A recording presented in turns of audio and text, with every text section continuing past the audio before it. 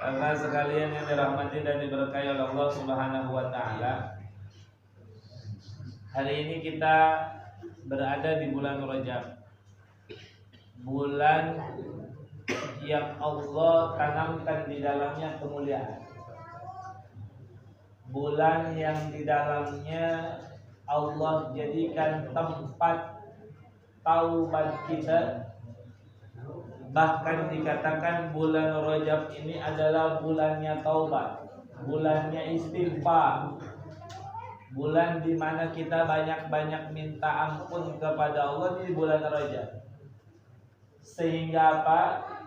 Sehingga kita sampai kepada bulan Sya'ban diri kita udah bersih. Kalau diri kita sudah bersih, nih, maka kita sampai kepada bulan Ramadan dalam keadaan salim. Ya, kita udah nyalinin diri kita.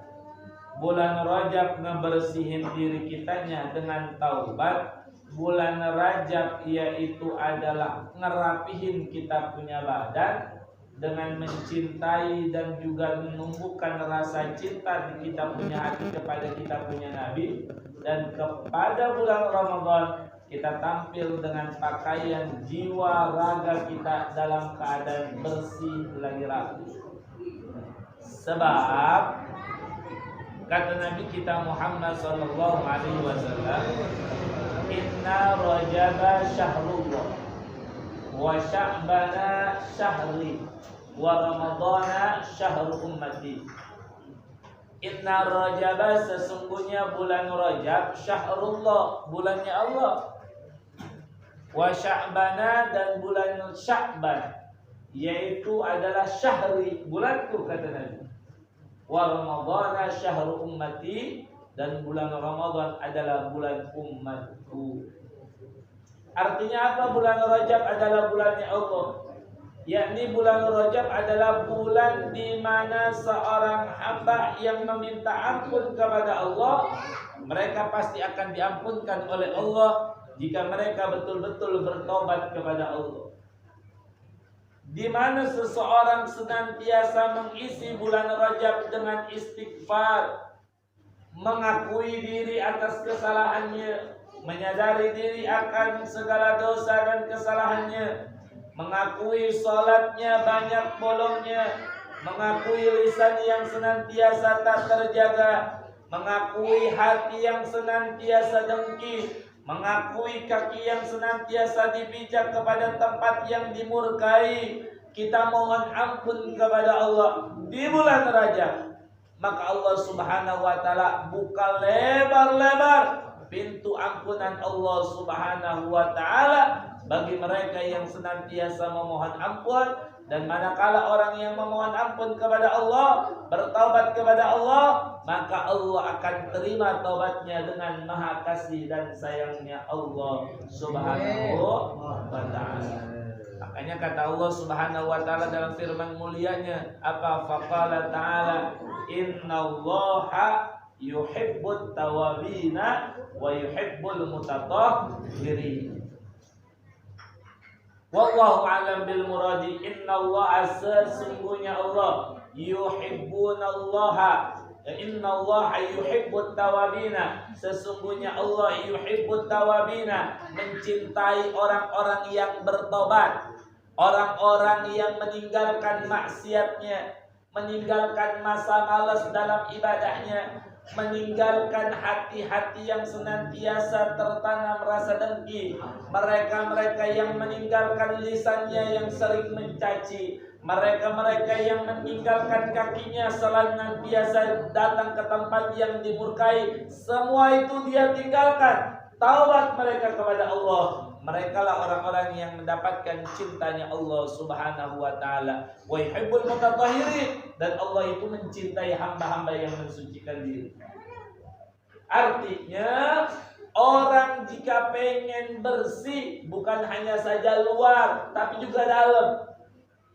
Jadi orang yang mutatahhirin bukan saja membersihkan zahirnya tapi membersihkan batinnya. Kita ini kan sering ngebersihin zahir tapi lupa ngebersihin batin. Kita sering memperindah zahir lupa memperindah batin. Kita berusaha bagus di pandangan manusia, tapi lupa berusaha bagus di pandangan Allah. Kita lebih berusaha tampil indah di pandangan manusia, tapi lupa menampilkan diri indah di pandangan Allah. Makanya seseorang yang sudah zahirnya, batinnya, dia bersihkan dengan taubat, dia sucikan dengan jalan taubat, menghindari dirinya dari setiap maksiat dan munkarat.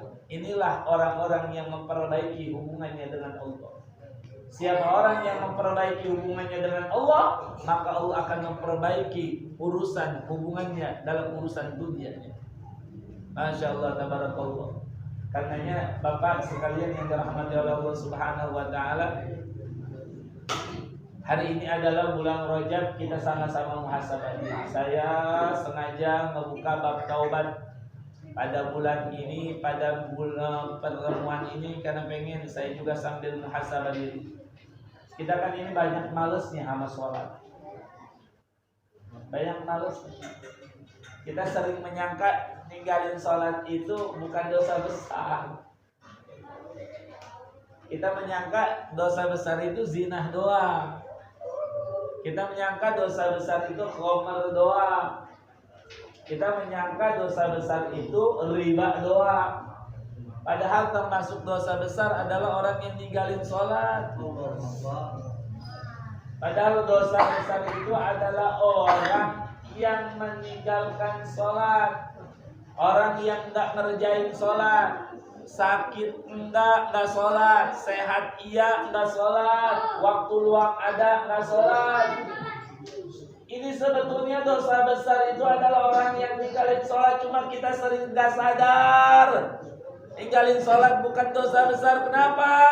Karena kita melihat suatu hal yang biasa, yang dianggapnya menjadi suatu hal yang lumrah, sehingga suatu yang lumrah itu tidak ada nilainya sedikit pun. Perhatikan, coba kita perhatikan dalam kehidupan kita, ya Allah, kadang-kadang nggak pernah air mata kita nangis tinggalin sholat zuhur, nggak pernah kita menangis tinggalin sholat maghrib, nggak pernah kita menangis tinggalin sholat subuh. Gak pernah kita ngerasa keduhuk, ya Allah, gue tinggalin subuh ini, gue gak salat subuh ini, gue gak salat zuhur ini, gue gak salat maghrib ini. Gak ada. Orang yang tinggalin sholat saat ini udah biasa aja. Coba perhatiin deh, coba. Bahkan orang jangan-jangan bahasanya yang jauh dari masjid, yang dekat dari masjid saja gak nyampe kepada musola ataupun masjid, saudara. Ya Allah, bersyukur mudah-mudahan mereka yang gak sampai ke masjid tapi di rumahnya sholat. Tapi banyak sekali yang kita saksikan dekat dengan masjid, padahal dia komunikasi dengan Allah jauh lebih dekat. Komunikasi mereka dengan Allah lebih gampang, tapi berat kaki untuk melangkah dalam taat. Kenapa? Karenanya nih, kitanya terlalu banyak dosa di dalam kitab ibadah. Makanya kata Nabi, ala wa inna fil jasadi mudghatan idza salahat salahal jasadu kulluhu wa idza fasadat fasadal jasadu kulluhu ala wa hiyal qalbu. Di dalam kita punya tubuh ini ada satu yang ketika bagus ini benda, maka bagus seluruh badannya. Jika ini jelek, maka jelek seluruh badannya. Apa itu? Ala wahiyal qalbu. Ini hati. Ini hati ini kan mempengaruhi. Orang kalau hatinya lagi enak, nyaman, ibadah gampang. Iya, benar nggak? Orang kalau hatinya lagi enak, sholat gampang. Walaupun waktunya sempit, hatinya enak, bisa dia kerjain. Walaupun waktunya banyak, luang, nggak kerja, nganggur, santai, leha-leha, hatinya nggak tenang, hatinya nggak bagus, hatinya lagi ada penyakit, males tuh sholat, berat.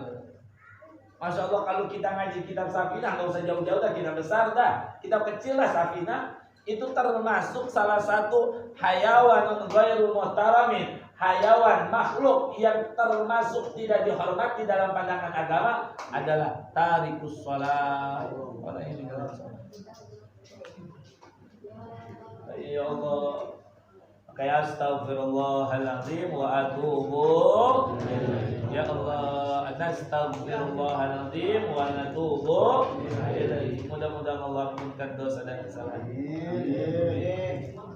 Nah, makanya orang ada yang nyesel ninggalin sholat karena orang yang ninggalin sholat jarang diomongin. Kalau orang ada yang mabuk, kita langsung rame. Woi, mabuk ya? Mau langsung rame, sehingga jadi satu dosa yang memang masyarakat ini memahami ini termasuk dosa besar. Tapi sekarang ini orang yang ninggalin sholat gak ada yang negor. Jangan bahasa kelas orang lain, anaknya babanya sendiri kagak sholat, sehingga akhirnya apa? Dianggapnya suatu hal yang biasa. Anak gak sholat, babanya gak sholat, kagak ada pernah teguran.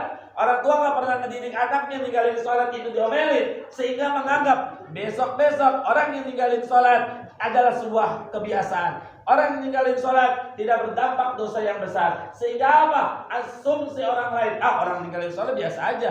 Seakan-akan ninggalin sholat itu bukan dosa besar. Coba dah, maaf kita muhasabah diri coba. Pernah nggak kita ngomelin anak giliran nggak sholat? Lebih banyak ngomelnya apa lebih banyak diamnya kita pak kira-kira? Aku lain ketimbang kita. Masya Allah, tabarakallah. Makanya sehingga akhirnya apa? Menganggap meninggalkan sholat adalah sebuah hal yang biasa.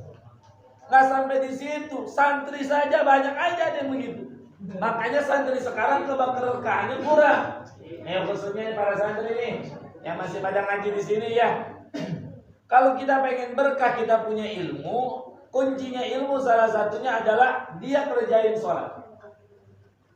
Kalau sholatnya sudah dikerjain, ilmu akan datang. Sebab kenapa? Al-ilmu nurullah. Ilmu itu cahaya Allah. Dan cahayanya Allah la yahdilil ma'asi. Gak bakalan Allah berikan, gak bakal Allah tunjukkan kepada orang-orang yang berbuat maksiat. Dan siapa masuk orang yang maksiatnya nggak sholat. Jadi kebanyakan orang pengen pintar ngajinya, sholatnya enggak, lama kepinter. Makanya salah satu adab orang pengen ilmunya manfaat, gampang ngajinya, punya wudu kalau ngaji. Kan kita kadang-kadang ngaji aja nggak punya wudu. Apalagi orang sekarang pegang Quran, Qurannya jasa nggak punya wudu. Benar nggak? Ini santri sekarang datang ngaji, wudu kagak apa kagak udah megang Quran. Bahkan orang sekarang mah, orang dulu mah masya Allah jangan-jangan megang Quran. Itu kalau misalkan melihat ada kertas, ada bacaan baca Arab aja juga nggak berani tuh, langsung dipungut tuh. Iya. Bahkan ada dulu mah kacang kalau nggak salah ya, kacang atau apa, itu kadang-kala kan ada komposisinya cuma dengan menggunakan bahasa Arab. Iya benar nggak? Ya, orang dulu kadang-kala yang begitu aja nggak dipungut, ngeri takut diinjak bahasa Arab. Tapi orang sekarang jangan bahasanya bahasa Arab yang biasa, Quran ngeklek di jalanan, karena dimungut. Megang Quran, ngaji tanpa wudu, dia berani pegang. Ada malah yamassuhu illal mutahharun. Tak boleh megang Quran, haram. Haram megang Quran tanpa wudu. Ini termasuk dosa yang gak kerasa nih. Megang Quran tanpa wudu dosa yang enggak kerasa. Ini yang hilang zaman sekarang nih. Awas santri, kalau pengen ilmu manfaat dikasih kecerdasan, kalau mau ngaji punya wudu. Wudu dulu, wudu. Pegang Quran punya wudu. Pegang kitab punya wudu. Ya, pegang kitab punya wudu. Masya Allah, tabarakallah. Makanya salah satu imam mazhab, kalau nggak salah saya lupa namanya, itu beliau itu kalau ngaji ya, kalau ngaji beliau itu ngajar nggak pernah tidak berwudu, nggak pernah tidak punya wudu. Kalau nggak salah Imam Malik, Imam Malik itu kalau ngajar hadis, kan beliau yang ngarang kitab Muwatta yang di dalamnya ribuan hadis tercantum dalam karangannya, hafal di luar kepala, termasuk murid beliau yaitu Al-Imam Syafi'i. Imam Syafi'i hafal kitab Muwatta 7 tahun hafal Quran, 11 tahun hafal kitab Muwatta. Kira-kira orang dadap ada nggak ya? Ada nggak? Umur 7 tahun hafal Quran, umur 11 tahun hafal ribuan hadis. Imam Syafi'i luar kepala, kitabnya di luar. Di luar kepala, jadi nggak masuk ya. Itu beliau Imam Malik nggak pernah ngajar tanpa wudu, pasti punya wudu. Kenapa ditanya? Apa kata beliau? Aku menghormati hadisnya Nabi Muhammad Sallallahu Alaihi Wasallam. Imam Malik masih menghormatin hadis. Ini hadis diajari dengan punya wudu. Itu apalagi Quran. Orang sekarang pegang Quran gak ada takut-takutnya gak punya wudu. Masya Allah, ini dosa yang kerasa, gak kerasa. Karena ya Allah ya Karim, hari inilah salah satu tempat di mana kita mohon ampun kepada Allah Subhanahu wa Ta'ala. Salah satunya adalah memperbaiki diri kita, taubat. Salah satu taubat minimal yang gampang dulu. Ini kita sholat nih. Ini karena besok lagi bentar lagi bulan Rajab gitu. Karena bulannya sholat nih, bulan sholat nih. Bulannya sholat itu adalah di bulan Rajab, yaitu karena diwajibinnya di bulan Rajab. Minimal sholat tak kita. Yang belum sholat lah. Sebab harta banyak kita nggak bakal dibawa mati. Kita logikanya kalau nggak percaya sama mati percaya. Udah banyak yang meninggal orang. Orang ada matinya ya. Bukti nyatanya kalau misalnya ada orang yang nggak mati dari dulu zaman sekarang, boleh nggak percaya sama mati. Buktinya dari dulu aja sampai mati sampai saat ini udah nggak ada tuh sisa. Bahkan Nabi kita tercipta pun meninggal dunia, wafat. Artinya kenapa? Ada alam selain alam dunia, yakni alam sholat. Kadang-kala ya Allah, orang sekarang meninggalin Jumat ya udah nggak ada takutnya, meninggalin Jumat. Meninggalin Jumat sekarang ada takutnya sekarang meninggalin Jumat. Orang-orang meninggalin Jumat, ya Allah. Ya makanya ayo kita sama-sama istighfar, mudah-mudahan dosa-dosa kita diampuni sama Allah. Astagfirullahaladzim.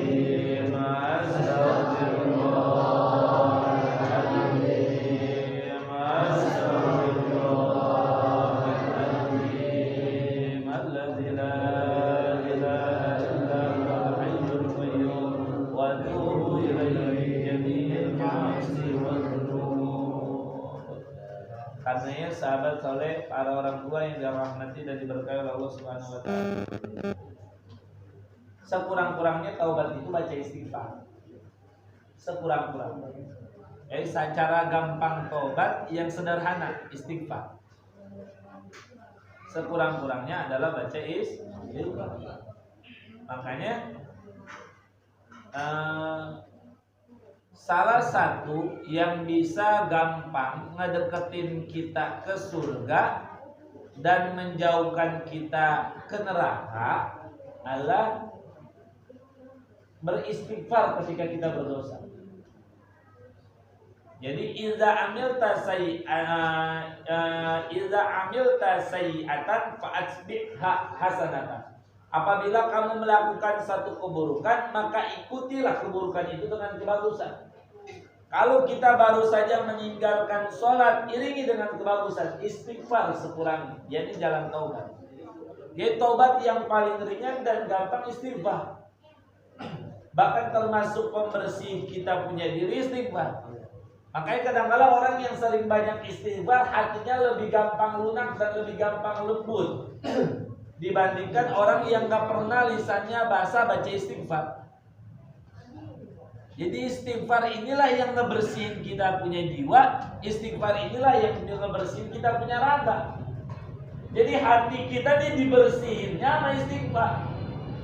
Jadi kalau hatinya udah bersih, hatinya udah bening, hatinya udah tenang, nyaman, ibadah jangan-jangan yang gampang, yang sulit dia bisa kerjain. Hatinya diolah, dibersihinnya dengan istighfar. Makanya kata kita punya Nabi bersabda dalam sabda mulianya, Masya Allah tabarakallah, ini yang kita malu.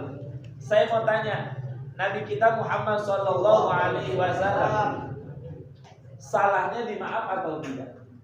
Dimaaf. Nabi yang disebut dimaksud. Nabi kita dimaksud. Tapi apa? Kata Nabi, wallahi inni la astaghfirullah wa atubu ilaihi fil yawm aksara min 70 marratan. Rawahul Bukhari.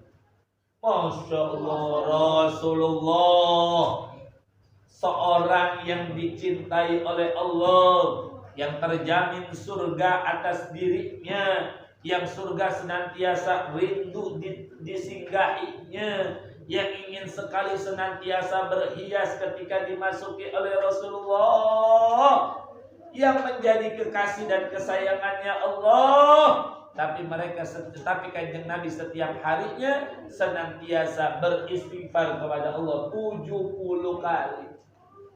Senantiasa taubat mohon ampun kepada Allah 70 kali. Masya Allah. Kita dosa banyak, istighfar kagak mau.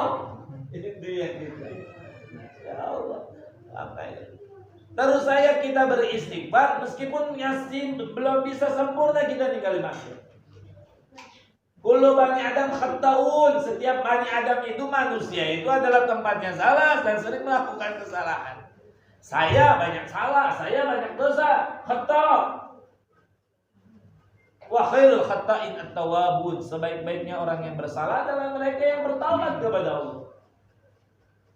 Jadi walaupun kita tiap hari berlaku salah, emang tempatnya manusia. Justru Allah ngertiin kita manusia, ini tempatnya salah, tempatnya dosa, Allah ngertiin. Tapi sebaik-baiknya orang yang ngerti dengan dosanya, ngerti dengan kesalahannya adalah mereka yang memohon ampun kepada Allah manakala dia berbuat salah dan berbuat dosa. Dan seburuk-buruknya orang adalah ketika dia berbuat salah, berbuat dosa, dia tidak merasa bersalah dan tidak pernah merasa berdosa kepada Allah. Ini seburuk-buruknya orang. Masya Allah, tabarakallah. Makanya na'udzubillahi min dzalik, summa na'udzubillah. Kita ngakuin kita banyak salah, banyak dosa. Tapi iringi dosa itu dengan kebagusan, minimal dengan istighfar. Insya Allah seiringnya waktu dengan istighfar, Allah yang akan merubah hati kita yang tadinya masih doyan maksiat jadi gedek ninggalin maksiat. Ya, jadi gedek tidak mau maksiat. Kalau kitanya udah sering bertobat dengan baca istighfar sehari 70 kali, maka seiringnya waktu Allah yang merubah hati kita akan semakin cinta sama ibadah. Jadi pokoknya hatinya udah bersih dengan istighfar, senang sama ibadah. Senang baru dengan ibadah.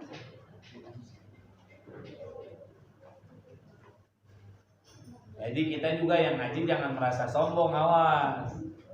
Kita yang ngaji jangan merasa sombong sama yang enggak ngaji, awas. Biarin, yang penting kita mah, yang penting kita aja. Yang lain belum ngaji kita doain aja, siapa tahu besok mau ngaji. Nah, siapa tahu mereka nggak ngaji juga karena memang sibuk cari nafkah keluarganya. Mereka cari nafkah juga sama berjuang di jalan Allah, sama ibadah mereka juga. Iya. Tapi yang nggak pantas itu adalah waktu luang banyak, nyari usaha kasar muda ngaji. Nah ini yang ada nggak pantas. Seminggu sekali kagak, tiap hari kagak, seminggu sekali kagak. Kalau sebulan sekali mah kudu itu doang. Minimal sebulan sekali mah kudu memang. Masya Allah. Nah karenanya kita yang ngaji, kita tetap menjaga diri kita, jangan sampai sombong dengan taklim kita. Dan kita yang ngaji bukan berarti kita orang benar, ya betul nggak? Kita ngakuin kita emang sering ngaji, tapi kita bukan berarti ngaku benar. Kita bukan juga orang sok benar. Kita juga jangan pernah merasa orang paling bagus, jangan. Ya jangan. Justru itu yang ngerusak, itu yang ada kita ngerihin. Ya sebab ada seseorang golongan yang ketika dia di dunia itu ngamal ibadahnya Masya Allah, di antara surga itu udah seukuran ya illa ziran, seukuran sasa, udah tinggal melangkah masuk surga. Nah, ternyata tahu-tahu apa? Fayamanu bi amali ahlin nar. Ternyata tahu-tahu dia berlaku amalan neraka, masuk neraka. Hati-hati, kita benar beramal surga. Nah, tapi sombong. Surga udah di depan mata, kita ya tahu-tahu sombong. Dipuji, oh iya gua buat soalnya. Hati-hati, taduran masuk surga sudah ditutup, malah neraka dibuka kita yang masuk. Nauzubillah. Ya artinya bab di sini kita babnya ngolah kita punya diri. Ya artinya apa? Kita juga bukan so bener. Ya jangan dia. Kita yang ngaji bukan so bener, tapi berusaha jadi orang bener. Kadang-kala kan ada juga orang yang sentimen. Kita mah ngehargain dia yang nggak ngaji. Kadang-kala yang nggak ngaji malah ngeceng-ngecengin kita. Ya lu mau ustaz, lu mau orang soleh dah, ya lu mau hebat dah. Calon surga udah lu mah. Ya lu doang dah punya surga, ada yang banyak lah ya. Jadi jangan, kita juga belum tentu masuk surga. Kita juga berusaha menjadi orang yang baik, berusaha menjadi orang benar. Itu Nabi Allah yang bertobat setiap hari 100. Makanya anjurannya Zidan, anjurannya setiap hari kalau kita mau ngikutin sunnah Nabi, pagi 70 baca istighfar, sore baca 70 istighfar. Sebab kenapa di waya pagi itu tempatnya baca istighfar? Sebab sebelum kita mengarungi di waktu siang itu lebih banyak tempatnya dosa. Dosa itu lebih banyak siang apa malam? Siang. Karena malam tempatnya tidur. Kecuali yang malamnya dijadiin siang. Beda lagi. Makanya dianjurnya sebelum memasuki tempat dan waktu untuk banyaknya orang yang lalai, sebelum kita masuki waktu yang banyak orang bermaksiat, sebelum itu juga kita memohon ampun kepada Allah, dan setelahnya ditutup waya sorenya juga dengan istighfar. Salah satu. Makanya yang penting kita jangan pernah putus asa untuk tobat. Kadang-kadang kita suka begini nih, sering kebanyakan orang taubat suka rada ngeri. Dosa gua udah terlanjuran banyak lah. Udah maksiat udah terlalu banyak, udah sekalian. Ya. Saya mau tanya logikanya begini. Berarti orang yang ngomong begitu sebenarnya seperti kayak begini. Lah biarinlah, udah tenggelam dah, mati dah. Sebenarnya tuh orang yang bermaksiat, yang punya pikiran lah udah berdosa ya lah, udah terlanjur banyak dosa lah, mati mau urusan gimana ya udah. Sama dengan logikanya orang yang kecebur tenggelam di lautan, yang pasrah begitu saja, nggak berusaha ngojai nyelamatin diri. Benar nggak? Iya. Seharusnya ketika dia memang udah sadar dengan dosanya banyak, balik, berusaha untuk memperbaiki diri, cari pelampung yang bisa nyelamatin dia dari tenggelamnya, tenggelam dalam lumuran dosa, tenggelam dalam lumuran hawa nafsu. Kudu di situ tuh kita tuh jangan sampai tenggelam, cari pelampung, cari penolong. Nah, salah satu cara gampang untuk kita memperoleh pertolongan dalam bertobat adalah mencari seorang guru yang membimbing kita dalam tobat. Masya Allah, tabarakallah. Karenanya ini yang menjadi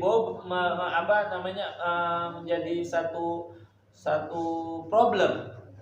Banyak orang yang bertobat tapi berputus asa. Ini sama saja berputus asa. Biarlah dosa-dosa udah sekali dah. Ini namanya orang itu berputus asa. Jangan pernah berputus asa untuk tobat kepada Allah. Sebesar apapun dosa kita, lebih besar lagi pintu rahmat Allah.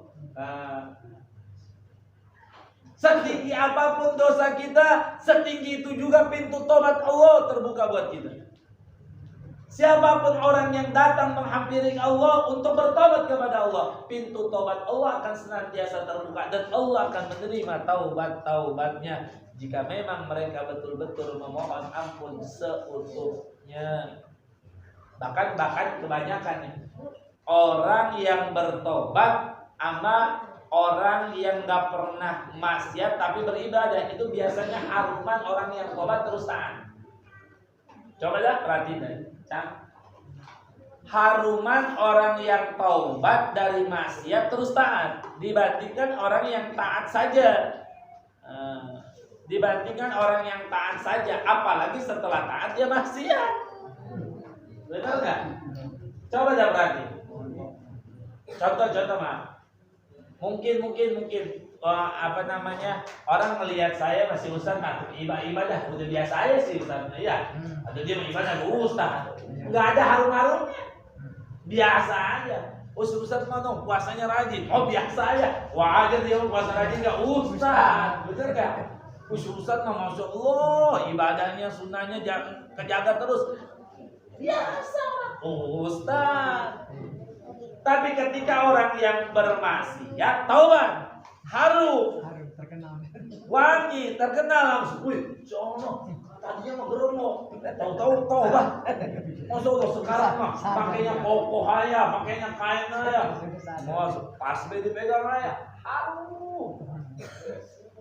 Inilah yang memang janji Allah Subhanahu wa taala. Orang kalau misalkan tobat itu tertutup segala aibnya. Jadi Pak Abang, salah satu hikmah orang yang bertobat, yang anugerah Allah berikan kepada mereka yang bertobat, itu maksiatnya aibnya tertutup. Aibnya tertutup. Jadi makanya sering kita saksikan ketika ada orang yang tobat, lalu harum namanya. Ketika dia diungkit keburukannya, diungkit aibnya oleh seseorang, orang yang ngedengernya atas melihat kebanggaan orang yang bermaksiat terus dia bertobat akan lebih marah daripada orang yang bermaksiat itu bertobat. Bener nggak? Lu apa-apaan? Dia karena dia punya maksiat juga masa lalu menjadi diungkit-ungkit. Lu kayak udah paling bener ya, begitu nggak? Iya. Bener nggak? Lebih harum. Makanya kita jangan pernah putus asa untuk bertobat. Harum.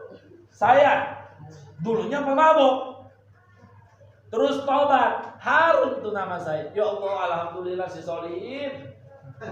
Tadinya bandar narkoba, tukang mabuk, sekarang tobat, harum. Tapi kalau seandainya Bang Haji Salman, ya emang udah biasa ibadah, ya. Biasa ya, Bang Haji Salman no biasa tahajud. Wah, ya dia mau kiai. Yang ada yang kiai biarin, wajar. Tapi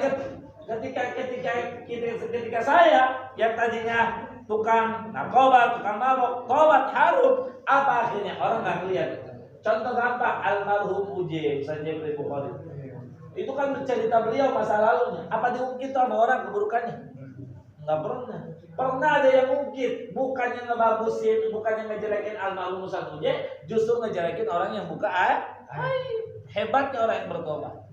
Makanya jangan pernah kita berputus asa dalam tobat kepada Allah. Nah, karenanya ada cara yang diajarkan oleh Nabi kalau orang mau tobat, yang tobat itu akan diterima langsung oleh Allah Subhanahu wa taala. Bagaimana caranya? Kata Nabi kita Muhammad sallallahu alaihi wasallam, "Man taba," siapa orang yang bertobat, qabla an tatlu asy-syamsu, sebelum keluarnya matahari.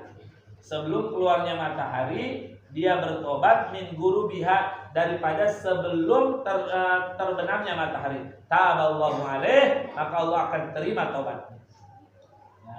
Jadi sebelum matahari muncul, dari terbenamnya matahari pada maghrib, dari terbenamnya, daripada sebelum muncul matahari. Wah, malam dia udah bertobat kepada Allah, diterima dia. Karenanya kenapa malam itu kebanyakan dijadikan oleh para ahli ibadah untuk tempatnya ibadah. Ahli sufi, ahli tasawuf itu dijadiin siangnya itu malam, malam itu jadi siang. Makanya wajar kalau santri jangan salahin malam pada begadang. Emang calon-calon kiai ahli sufi malamnya dijadiin. Cuma bedanya ya wajar, mudah-mudahan santri sekarang ya pulang-pulang mentah banyak wirid kali. Iya, sekarang doyannya ngopi, malam ngopi. Bukan sebagai ibadah. Ya tapi mudah-mudahan pulang-pulang pakai ibadah kali. Setelah kenapa? Ahli sufi kebanyakan malam dipakai pakai nangis. Siang ini pakai gitu. Makanya jangan salahin kalau datang ke rumah kiai ya pagi masih tidur. Kebanyakan emang kiai mah tidurnya waya pagi. Nah, kebanyakan orang kalau mau sowan ke rumah kiai kebanyakan malam apa kebanyakan siang? Kebanyakan malam siang. Malam. Kebanyakan pagi apa siang? Siang. Daripada pagi sama siang kebanyakan siang. Daripada siang sama malam kebanyakan malam. Buat tempatnya melek. Jadi jangan salah, ya semua begitu tuh, beda rumah. rada ketutupan aja, padahal kiai ke malam yang ngopi doang. Masya Allah, nah karenanya ya Pak ya, jangan pernah kita putus asa untuk tobat kepada Allah. Minimal dengan istighfar sekurang-kurang. Malamnya kita jadiin tempat mengampun kepada Gusti Allah Subhanahu wa taala. Baik, mudah-mudahan ta'lim kita pada bulan ini Allah berkahi dan Allah ridhai. Mudah-mudahan pada kesempatan bulan ini Allah berikan kita manfaat ilmu dan barakah ilmu. Amin ya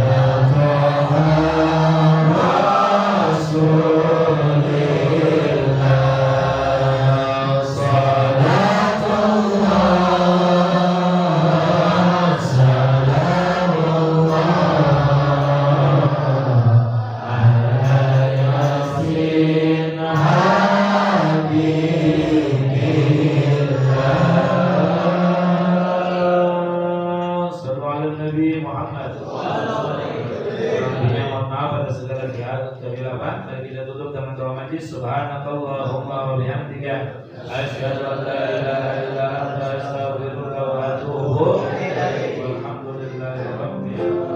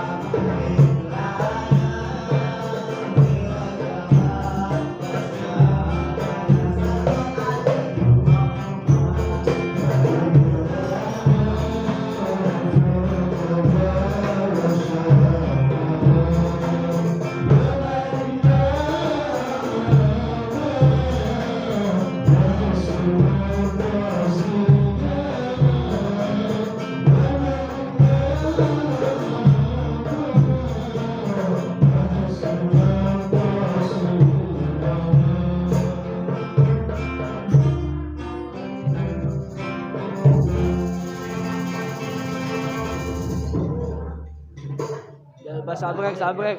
Sabrek Rasul.